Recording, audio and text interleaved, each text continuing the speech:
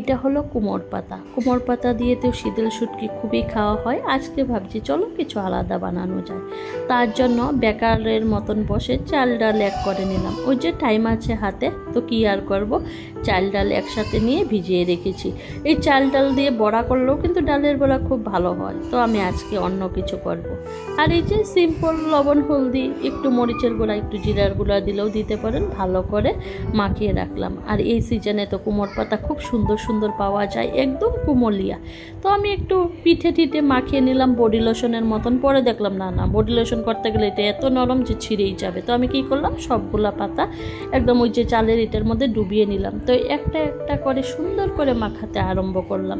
Time আছে হাতে, ওই যে বললাম না টাইম থাকলে কত না কি করা যায়।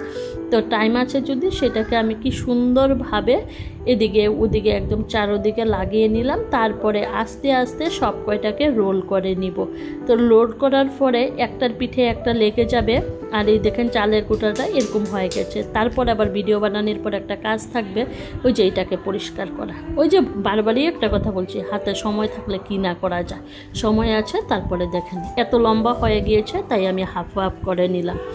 হাফ অফ করে আমি বয়েল জলের উপরে স্টিমে দিব। এটা আমি জল লাগাবো না, স্টিমে দিব। যেহেতু চালের গুঁড়ার ডাল আছে, গরম লাগার সাথে সাথেই তো এটা আঠা ধরে যাবে।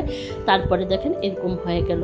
তারপরে এটাকে আমি সুতোগুলোকে ঘুরিয়ে ঘুরিয়ে নিব। তারপরে আমি সুন্দর করে পিস পিস করে নিব। আপনারা যেই হিসেবে করতে পারেন, আমি এই হিসেবে করে নিয়েছি। এটার মধ্যে কিছু নাই, কুমড় পাতা, চালের গুঁড়া আর ডাল। তারপরে আমি তেলের মধ্যে ফ্রাই করে নিলাম। এই তো একটা পকোড়া টাইপ হয়ে গেল। কে কি নাম দিবেন জানি না, আমি তো এটাকে কি আর বলবো, ডাইলে চাইলে মিলানি বেকার সমস্যার কুমড় পাতা ভাজা, আর কিছুই না। বেকারকে আকার দেওয়ার জন্য কুমড় পাতা ভাজাটা আমি এরকমভাবে করে নিলাম। তারপরে দেখেন প্রেজেন্টেশন তো মোটামুটি বেশ ভালোই লেগেছে সসের সাথে। আপনারাও খেয়ে ট্রাই করতে পারেন। এই সিজনে তো খুব ভালো ভালো কুমড় পাতা পাওয়া যায়, তো কেননা একবার ট্রাই করা যাক। টাটা।